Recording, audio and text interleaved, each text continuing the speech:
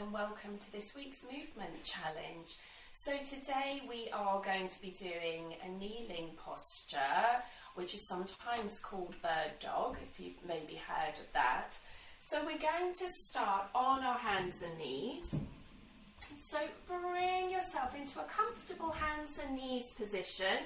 You may want to have a folded blanket if you need a bit more padding.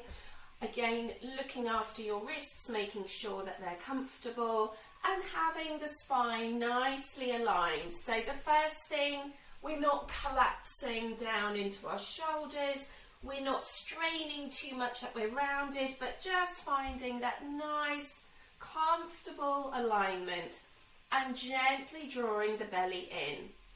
So from here, on your exhale, you're going to slide your right hand forward and gently lift off the floor, coming back down.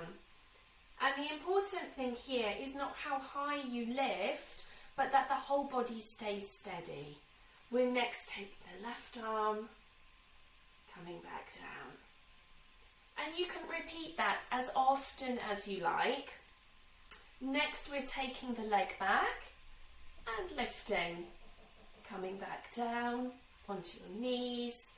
And again, on the other side, lifting, coming back down. Good. So you might want to stay at that level till it feels really steady and comfortable.